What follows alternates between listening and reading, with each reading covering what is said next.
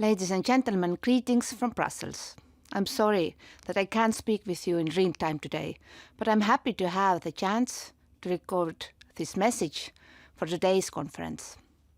Renewable energy has a central role in achieving our goal, a climate-neutral Europe by 2050. That gives us just 30 years, one generation more or less, to transform our energy system from the current model to a much greener, more efficient system. Just a few weeks ago, we announced our climate target plan with a landmark raise of ambition. We are committing to a reduction of at least 55% of greenhouse gas emissions by 2030. In real terms, that means just one decade for the share of renewable electricity to jump from 32% to 65% in Europe. To get the increase in capacity we need to reach a lower cost for renewable electricity, we need to redesign and upscale the entire energy system as we know it. That rebooted energy system includes European infrastructure to match our future needs. Energy interconnections form the backbone of an integrated European energy market anchored in the principle of solidarity.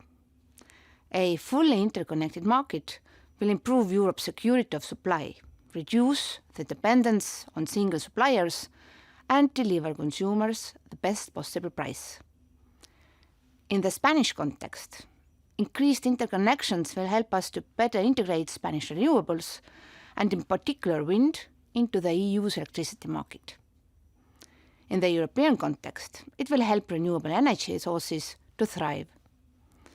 We have a huge amount of work to do, and wind power will be crucial in reaching that goal. When it comes to renewable energy, we know that each member state is unique with its own strengths and challenges. In the case of Spain, it is clear from your national energy and climate plan that you are not shying away from the challenge. In fact, your high ambitions are there in black and white. 42% share of renewable energy by 2030 and a 74% share of renewables in electricity.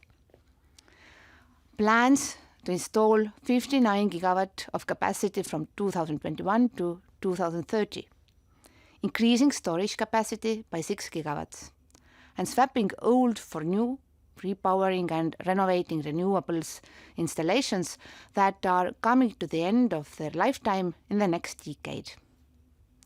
Wind plays a central role in this plan. Spain is projecting 40 gigawatt of wind in 2025 and 60 gigawatt in 2030, out of a total power production capacity of 161 gigawatts. Wind will therefore become the first energy source in Spain in terms of installed capacity. These are your priorities. Let's turn them into reality. Well, that's exactly what we hope to achieve with our upcoming offshore renewable energy strategy that we are presenting in November. As I said, we need to upscale renewable energy massively and right away, not leaving it to the next generation. That means both offshore and onshore wind. But we are focusing even more strongly on offshore because that is where we see the greatest untapped potential. We need to integrate the additional electricity generation into our energy markets based on strategies for energy system integration and hydrogen that were launched in July this year.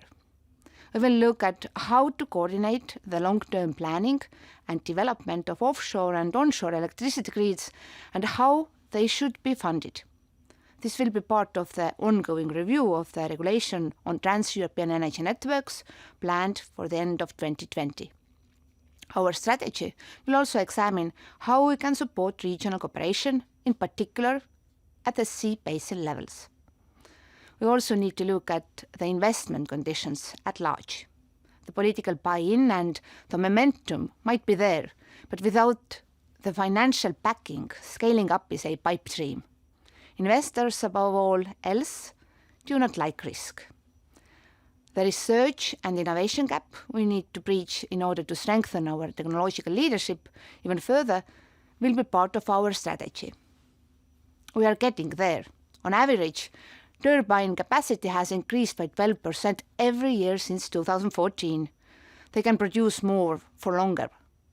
Although these solutions bring with them a whole new set of challenges with larger turbines, we also need high voltage direct current technologies ready and able to deal with the new capacities. All of this needs our best and brightest innovations. Finally, we need to ask ourselves how to fully integrate these developments into maritime spatial planning.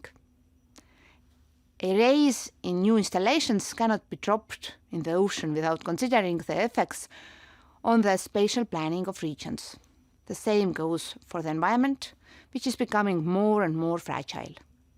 That means looking at how new projects can coexist peacefully with biodiversity. Beyond the strategy, and to help kick off investments, allow me to also recall that 2 weeks ago, we launched a new flagship on renewables. This is part of the recovery and resilience facility of the next generation EU recovery package. The first pillar of this flagship is dedicated to front-loading future-proof and clean technologies. At the same time, it will accelerate the deployment of renewables through better connected and modernized networks.